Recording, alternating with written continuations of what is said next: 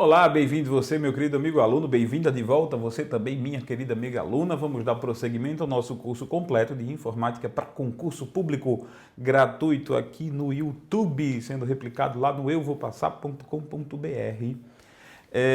Essa é a aula número 42, a gente vai continuar as questões com base na onde a gente terminou na questão 120, vamos falar agora sobre a questão de número 121, ok? Então, vamos tirar o nosso background e ir direto para a nossa questão número 21. Minha tela, pronto. Questão 121 diz o seguinte: no Microsoft Excel, em sua configuração padrão, o gráfico contorno, cujo ícone é esse aí, é do tipo. Então, a pergunta é, qual é o tipo do qual o gráfico contorno faz parte? Então, na verdade, contorno é um subtipo de um tipo de gráfico que a gente vai ver agora. Infelizmente é decoreba, certo? É muita decoreba. Vê, eu vou clicar aqui no Excel, na página inserir, na guia inserir, você tem aqui várias opções de gráfico. Eu vou clicar aqui em gráfico recomendado. Ele vai abrir uma janela, certo? Deixa eu selecionar aqui, na verdade. Pronto, selecionar algumas. Eu vou pedir aqui gráfico recomendado e vou aqui em todos os gráficos. Veja só, eu tenho aqui vários tipos de gráficos e seus subtipos. Por exemplo, colunas empilhadas, colunas 100% empilhadas, colunas 3D agrupadas, tudo isso faz parte do gráfico, do tipo de gráfico colunas. Portanto, colunas é o tipo e esses que aqui estão são os subtipos. Ok, eu tenho que saber em qual dessas categorias está o subtipo contorno. O subtipo contorno faz parte dos gráficos de superfície, certo? Olha só, os gráficos de superfície. Tem o superfície 3D delineada e contorno.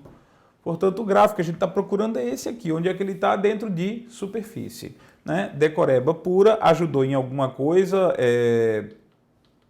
Essa questão não é das mais inteligentes, mas, infelizmente, resposta letra A, superfície, ok? Decoreba mesmo.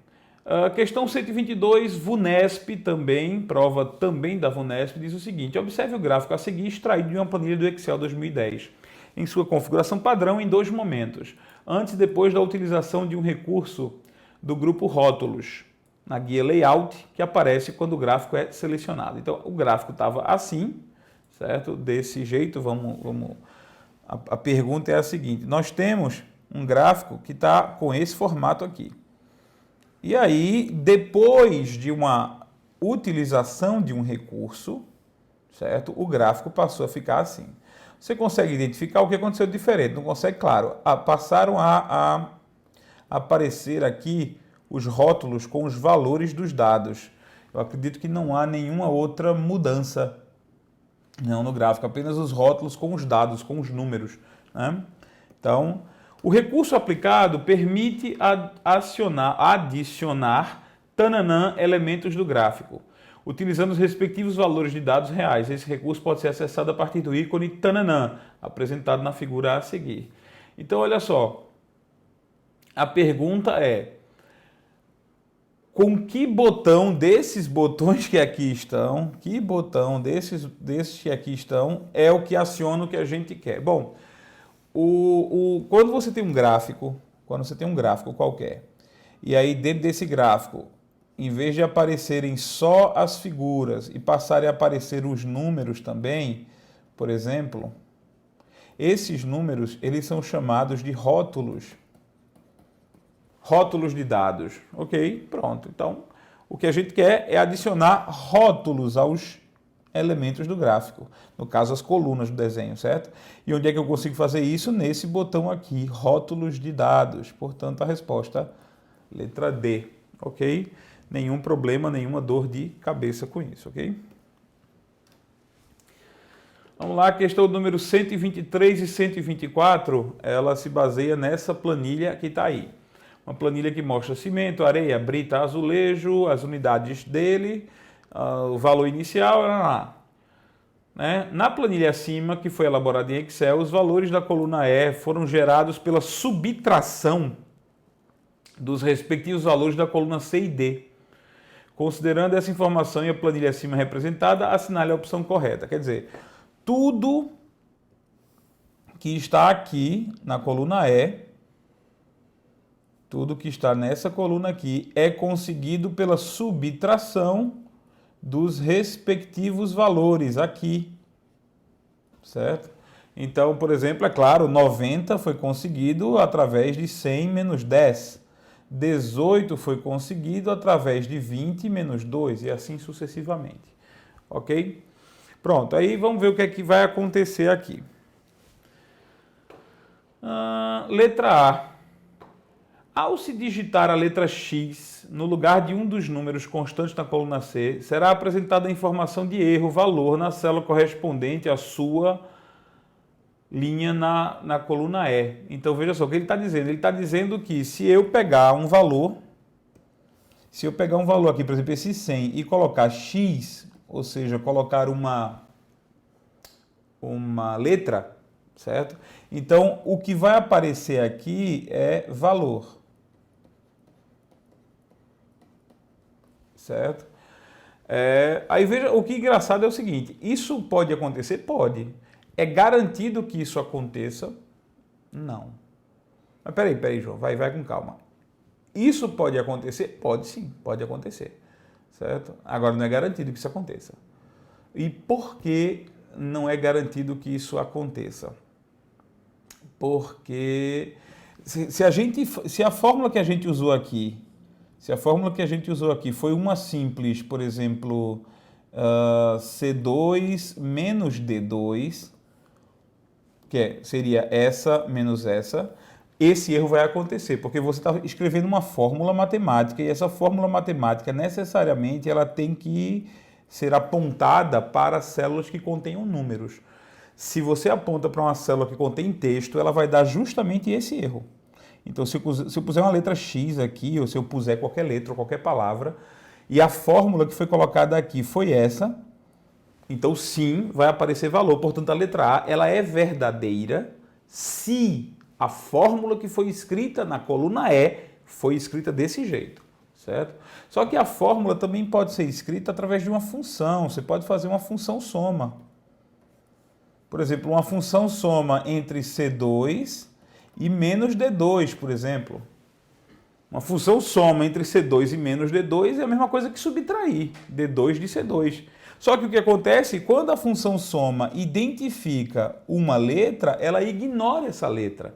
Ela não vai dar defeito. Então, eu não sei qual foi a fórmula que o cara usou ali. Eu não sei.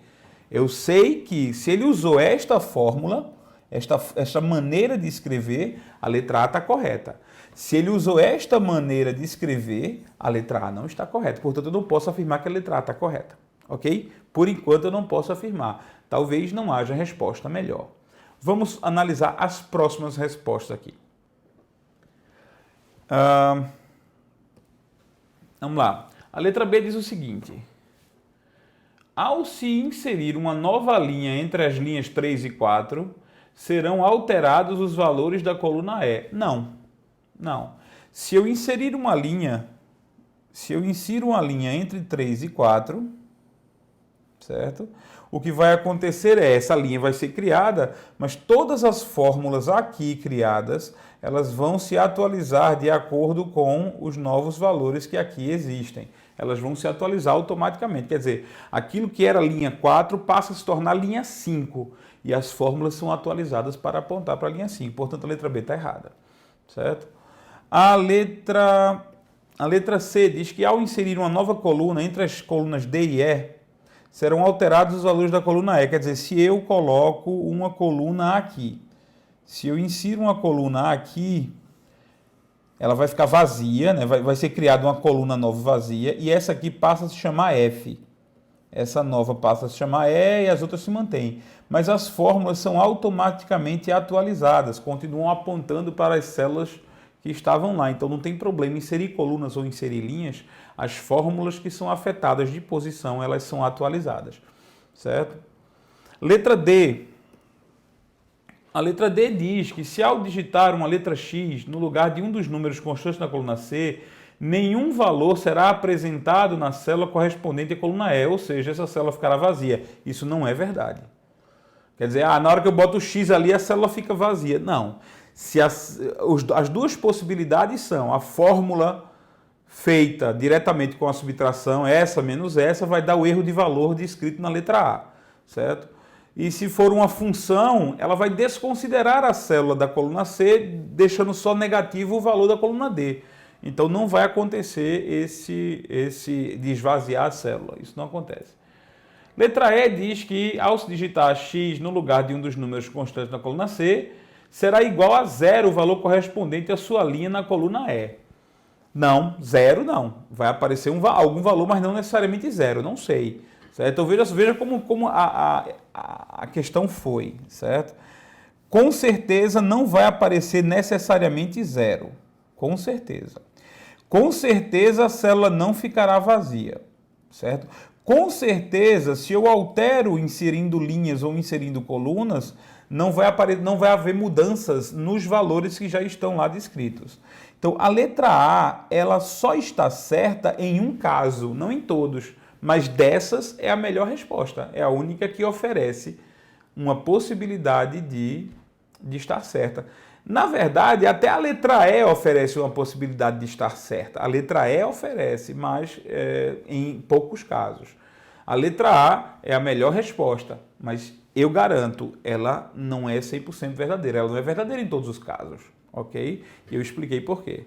Portanto, lembre-se que o erro de valor ele aparece quando você força o Excel a fazer um cálculo com uma célula que contém texto, mas só em fórmulas do tipo igual B8 mais C3.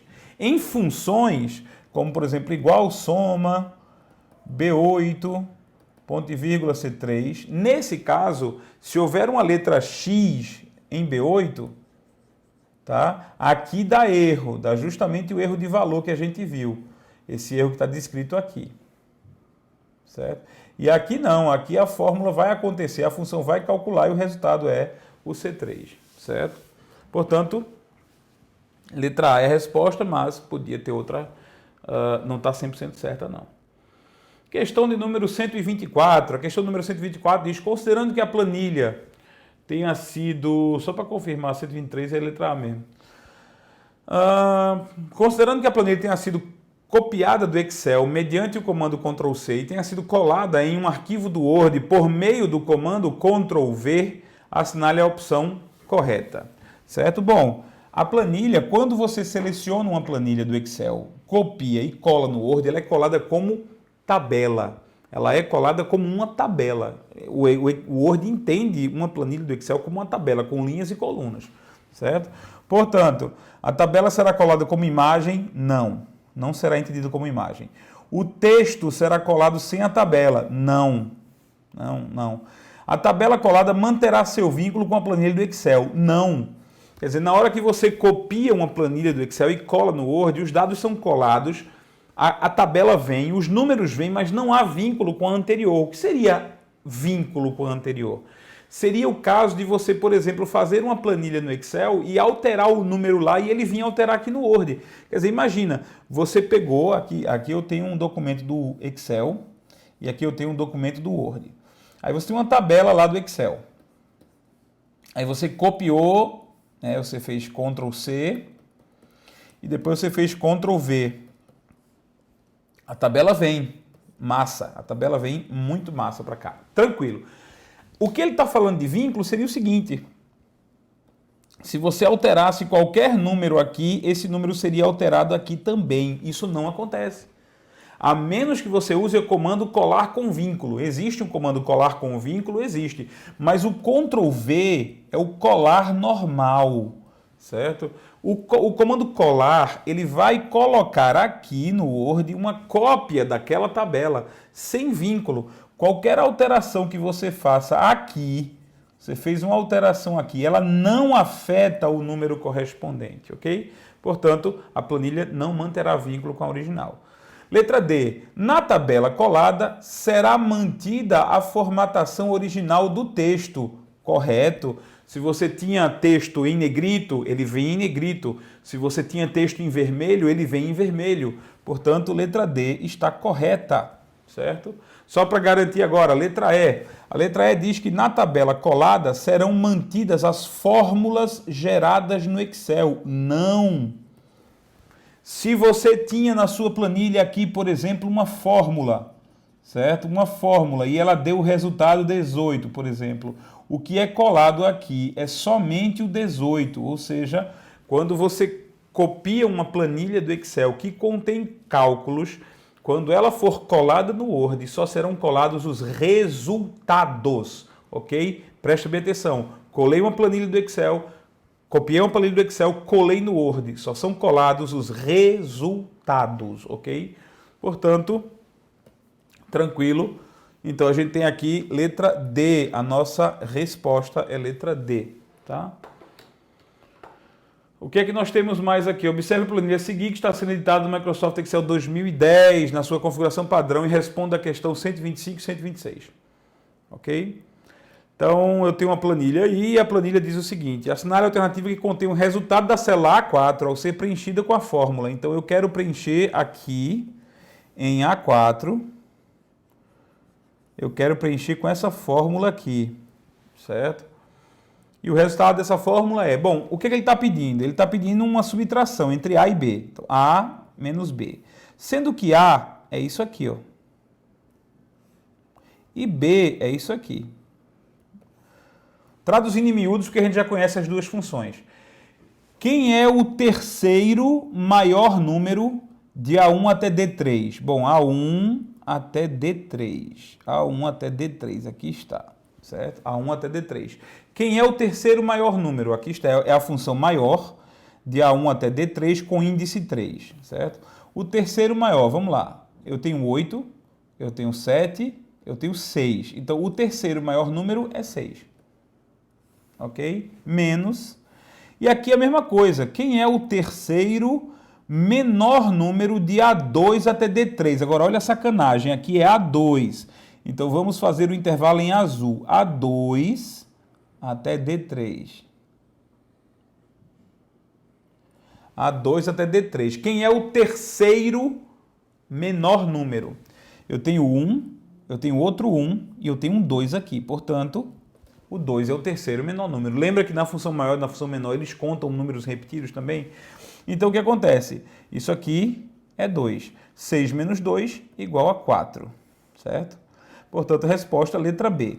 Eu tenho certeza que muita gente não atinou para isso aqui, para esse 2.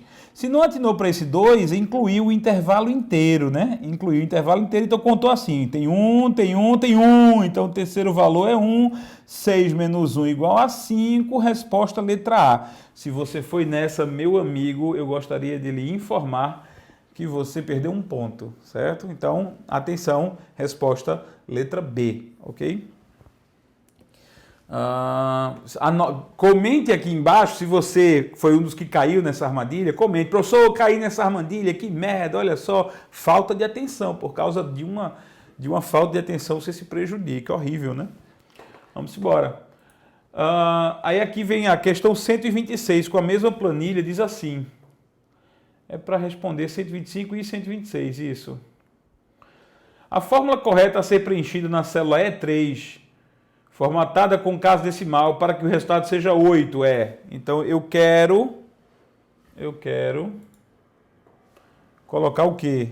Eu quero colocar na célula E3, ou seja, aqui, uma fórmula cujo resultado dê 8. Tá? Vamos lá. Média de A2 até C3. Média de A2 até C3. Bom, isso aqui com certeza não pode dar 8. Porque não tem, assim, para a média dar 8, era necessário que um dos números fosse maior do que 8, pelo menos, para compensar. Nenhum número aqui dá 8. Certo? Então você tem 1, 2, 4, 6, 10, 16. 16 dividido por 6, 2, alguma coisa. Certo? 2,333, eu acho. 2, alguma coisa. Então não é. A soma de A3, C3 e B3. Olha que coisa. A soma de A3 até C3.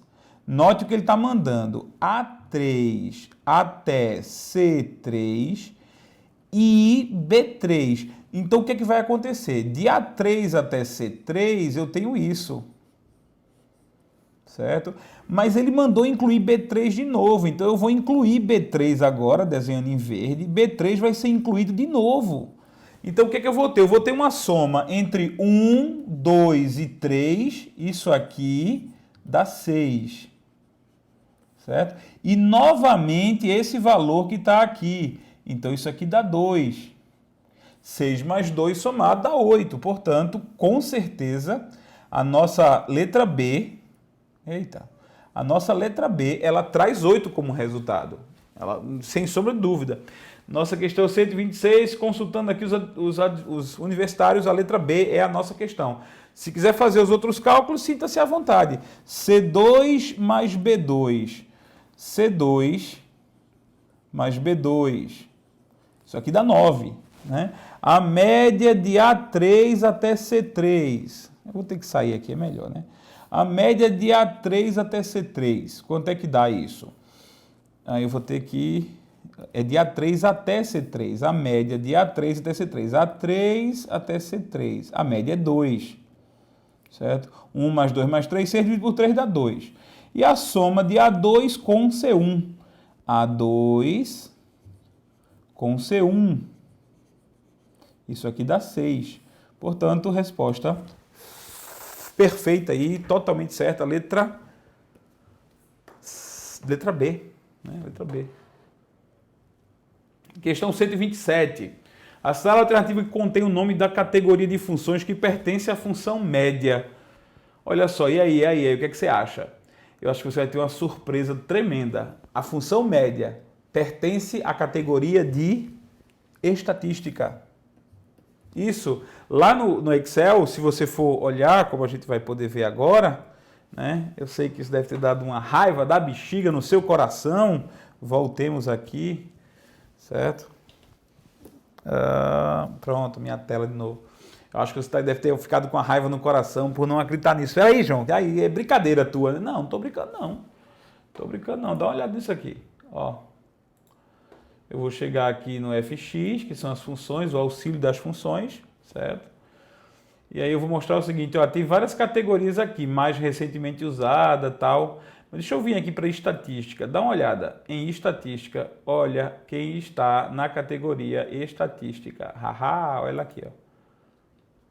Média na categoria estatística. Função estatística, categoria média está aqui como função. Então, posso fazer nada. Realmente não posso fazer nada. Vamos lá. João, agora eu vou ter que decorar onde é que fica a função tal e a função tal. Não, você não precisa decorar, não.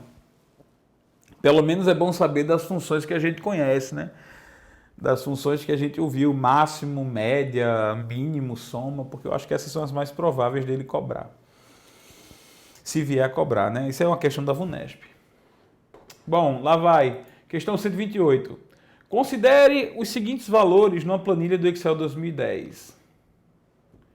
Na sua configuração padrão. 5 na célula B1 e 6 na célula B2. Assinale a alternativa com o resultado proporcionado pela fórmula. Ave Maria, Nossa Senhora do Rosário, valei meu padim padiciço. Vamos copiar essa bendita fórmula. Vamos colar essa bendita fórmula aqui. Certo? Aumentar um pouquinho a letra e vamos brincar com ela, certo? Então, vamos à análise do que nós temos à nossa disposição aqui, certo? De novo, vamos desmembrar aqui, começa o parêntese e fecha o último parêntese. Eu tenho um ponto e vírgula aqui e eu tenho um ponto e vírgula aqui. Portanto, tranquilo demais. Isso aqui é o valor verdadeiro. Isso aqui é o valor falso. E isso aqui é o nosso teste, ou teste lógico, como queira chamar. Teste lógico.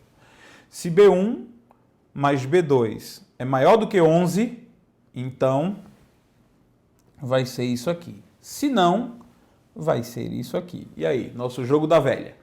X ou bolinha. B1 mais B2 é maior do que 11? Bom, a gente sabe que B1 tem 5. Vamos ver se é isso mesmo. Voltando aqui, 5 na célula B1 e 6 na célula B2. Pronto, então a gente já sabe quem é quem. Vamos voltar para lá agora.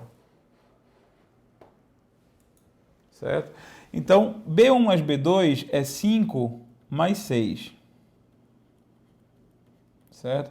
Minha pergunta, 5 mais 6 é maior do que 11? Não. Né? 5 mais 6 é igual a 11. Se é igual, não é maior. Então, ó, como isso aqui deu falso, nós vamos para o lado de cá. Desconsideramos, graças a Jesus, completamente essa função aqui. Desconsideramos e vamos para o valor falso, cujo resultado é a soma de B1 com B2. A soma de B1 com B2 é 11. Portanto, isso aqui dá 11. Certo? A resposta do nosso caso lá. Sim, João, mas que função é essa aqui? Não, desculpa, não vou me perder, não. Eu vou voltar lá para o nosso ambiente, certo? Mas a resposta do nosso ambiente é 11, ok? 11 é a nossa resposta, tranquilo? Aí acontece o seguinte, essa é a resposta, letra C, questão 128, tranquilo. Mas e essa função? O que faz essa bendita função? O soma x2y2. Isso aqui é a soma dos quadrados dos números que você apontar. Então, na verdade, o que vai aparecer resultante disso aqui é o seguinte. Bom, 5 e 6, né? B1 é 5, B2 é 6. Então, o soma x2y2, ele soma os quadrados dos dois números, tá? Na verdade, eu creio que o nome nem é esse. O nome não diz o que... O nome não diz a que veio, sinceramente. Bom, vou fazer um teste com vocês agora. Das duas, uma. Ele soma os quadrados dos números, o que aqui daria 25 mais 36. 25 mais 36 igual a 61, certo? Ou o que ele faz é fazer o quadrado da soma, certo? O quadrado da soma, 5 mais 6 dá 11. 11 elevado ao quadrado dá 121. Mas eu acredito que a resposta é essa aqui. O nome da função deixa claro isso, né? x2y2. Eu lembro que quando eu estava estudando essa função, ela tinha alguma coisa que era diferente nela. Alguma coisa. Mas eu acredito que o resultado seja esse aqui. A função faça isso aqui. Certo? Até tem uma alternativa lá que é 61, né? Tem uma alternativa. Mas vamos testar no Excel, para não ficar na dúvida. Tem aqui eu vou digitar o nome da função aqui para a gente ver como é que o Excel explica. Soma.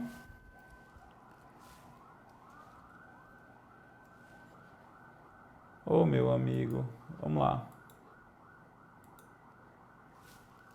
Soma x2 s y2, né? Tá aqui. Retorna a soma total das somas dos quadrados dos números em dois intervalos ou matrizes correspondentes. Né? Vamos lá, eu vou fazer o seguinte. Vou usar ela e vou dizer o seguinte. Pronto, peraí, deixa eu botar aqui. 5 e 6, ok? E aí eu vou fazer, me acompanha um zoomzinho aqui para a gente poder... Igual, soma x2 s y2, certo? Igual a isso, ponto e vírgula, isso aqui. 61, como era de esperar, pronto, 61. Nada estranho, né? Era isso mesmo. É porque essa função ela pode usar vários intervalos. Em vez de só duas células, ela pode usar dois intervalos. Aí, nesse caso dos dois intervalos, a interpretação fica meio diferente. Mas era 61 mesmo. Ok? Tá aí, testamos.